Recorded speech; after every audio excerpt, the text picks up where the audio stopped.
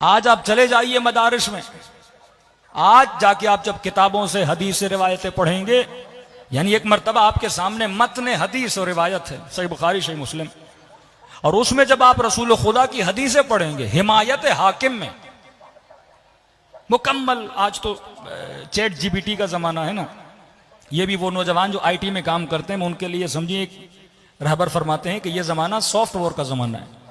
इस वक्त आप मकतब का दिफा सोशल मीडिया पे करें, किताबों का जमाना ये खत्म हो गया। ये जमाना जितनी उर्दू में आपकी अपनी किताबें हैं सीरत मासूम की, कोई बंदा जिम्मेदारी ले उन किताबों को टाइप करवाए और जितना हो सके आप नेट पे इसको अपलोड करें। क्योंकि आज अगर चैट जीपीटी पे आप एक सवाल लिखेंगे कि अली इब्न अबी तालिब कौन था, तो फौरन आपको आंसर देगा। अब्बास अलमदार कौन था, वो फौरन आपको आंसर देगा। और इसी आर्टिफिशियल इंटेलिजेंस का जो आइकन है वो फेसबुक में भी आ गया है, वो व्हाट्सएप में भी आ गया है। अभी हर जवान मोबाइल निकाले, व्हाट्सएप पे लिखे हु इज हुसैन, तो चैट जीपीटी आपको बताएगा कि हुसैन कौन है। लिखिए कि फातिमा कौन है, वो खुद बताएगा कि जनाब सैयदा कौन है।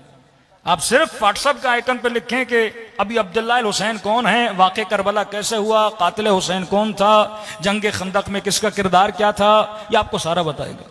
और बड़े मुनज़्ज़म तरीके से दुश्मनान अहले बैत गलत डेटा को अपलोड कर रहे हैं। शायद उस डेटे में कातिल को कातिल न दिखाया जाए, मकतूल को मकतूल न दिखाया जाए, खैर को शर दिखाया जाए, शर को खैर दिखाया जाए। और हम सोच रहे हैं कि मौलाना अभी भी हम मजलिसों से तबलीग करेंगे और मजलिसों से मकतब की हक्कानियत को बयान करेंगे, चार नारे मरवा के हम ये समझेंगे कि हमने बहुत बड़ा पहाड़ जो है वो पार कर लिया है। इस वक्त तवल्ला और तबर्रा को आपने इंटरनेट के डेटा में, यह जमाना वॉर ऑफ इंफॉर्मेशन का जमाना है। जो जितनी इंफॉर्मेशन रखेगा, जिसके पास जितना डेटा होगा, वो गालिब हो पाएगा। उस मुल्क की इंटेलिजेंस एजेंसी कामयाब होती है जिसके पास सबसे ज्यादा डेटा होता है। कि डेटा का जमाना है। आपके ईमेल्स जमा किए जाते हैं, आपके नंबर्स जमा किए जाते हैं। अगर मेरे पास 10 लाख ईमेल आईडीज हैं किसी भी बंदे की, मैं एक मैसेज 1 मिनट में भेज सकता हूं। अगर मेरे पास 10,000 नंबर्स हैं व्हाट्सएप के किसी के, मैं 1 सेकंड में इतने मैसेज को आगे भेज सकता हूं। जो जितना जल्दी पैगाम को पहुंचाएगा वो कामयाब होगा। नेटवर्क ऑफ बनु उमैया इतना मजबूत था, विद इन 6 मंथ अगर वो तय करते थे Abdul Malik Marwan, with in 6 month वो पूरे बिलाद इस्लामी में अपने मैसेज को फैला देता था। अब वो अहले शाम जिन्होंने कभी अली नहीं देखा, वो अहले शाम जिन्होंने कभी रसूल नहीं देखा, खलीफा सानी जनाब उमर के जमाने में शाम फतह हुआ और पहला खलीफा जो वहां का बना वो मुआविया इब्न अबी सुफियान का भाई था। उसके बाद मुआविया था, उसके बाद यजीद आया, उसके बाद यजीद का बेटा आया, उसके बाद इनके कजन आ गए वहां पे। तो अहले शाम ने कभी अली देखा नहीं, और अली सुना तो किसकी जबान से सुना? बनु उमैया की जबान से सुना। और बनु उमैया जैसा अली दिखाते थे वो आपको भी पता है कि 70,000 मेंबरों से अमीरुल मोमिनीन पर सब किया जाता था। कि जब अहले शाम को पता चला कि अली मस्जिद में शहीद हुए तो पहला एतराज ये करते थे, अरे कैसे मुमकिन अली मस्जिद में शहीद हुए, अली तो नमाज भी नहीं पढ़ते थे। जंग सिफ़ीन में गालियां दी जा रही अमीरुल मोमिनीन को। अगला बंदा पूछ रहा है क्यों दे रहे हो साहबी रसूल को गाली? किरन साहिबुकुम लम युसल्ली, आपका मौला नमाज नहीं पढ़ता मुझे बताया गया है। आपके मौला ने उस्मान को कत्ल किया मुझे यह बताया गया है। एक फिक्र फीड करवाई जा रही है उस बंदे मुस्लिम पर जिसने कभी अली देखा नहीं, जो कभी मदीने गया नहीं। अब्दुल मलिक की भी जब हुकूमत आती है तो मदीने में अब्दुल्लाह इब्न जुबैर की हुकूमत है। मदीने वालों की शामियों से नहीं बनती थी, कूफे वालों की शामियों से। एक समझो इस्लाम के 3 कुतुब थे, कूफा, मदीना, शाम। शाम में अक्सरियत किनकी हुकूमत रही? हमेशा तकरीबन बनु उमैया की रही, बाद में बनु अब्बास आए। अब 20 साल का अरसा, सुलह इमाम हसन 20 साल तक अमीर शाम की हुकूमत।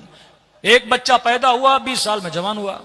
जब तक जवान हुआ उसने सुना अमीरुल मोमिनीन की मुखालिफत, दुश्मनी अमीरुल मोमिनीन। ये जंग सिफ़ीन में अली के मुकाबले में आएगा कि नहीं? मैदान करबला में ये कह रहे हैं कि हुसैन इब्न अली बुग़्ज़न ले अबीक, आपके बाबा के बुग़्ज़ में आए हैं। क्योंकि एक फिक्र बनाई गई थी। जमाना बदला नहीं, आज भी फिक्र बनाई जा रही है। इस फिक्र के बनाने में हमारा जवान कहां खड़ा है? इस फिक्र के बनाने में हमारा बिजनेसमैन कहां खड़ा है? इस फिक्र के बनाने में हमारे उलमा कहां खड़े हैं? आप देखिएगा 5 साल के बाद कोई भी जवान मौलवी मुफ्ती के पास नहीं जाएगा।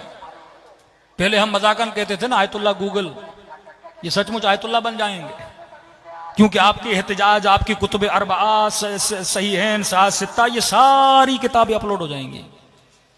वो तबरी हो, वो याकूबी हो, वो जितनी किताबें हैं वो सारी अपलोड हो जाएंगी।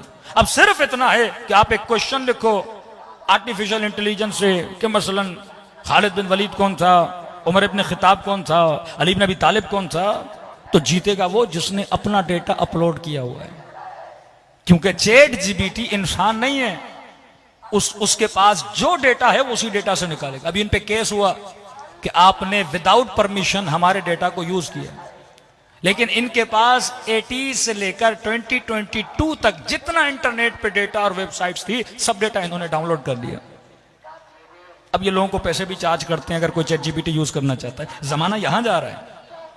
अब अगर हमारे किताब खाने टेक्स्ट फॉर्मेट में तब्दील नहीं होंगे और अपलोड नहीं होंगे तो पाकिस्तान का मुसलमान अगर उर्दू में कोई सवाल करेगा तो उर्दू का सवाल उर्दू टेक्स्ट से निकाला जाएगा, इंग्लिश क्वेश्चन इंग्लिश टेक्स्ट से निकाला जाएगा, अरबिक में कोई लिखेगा तो जितना अरबिक टेक्स्ट मटेरियल वहां पे होगा या आर्टिफिशियल इंटेलिजेंस वहां से निकालेगी।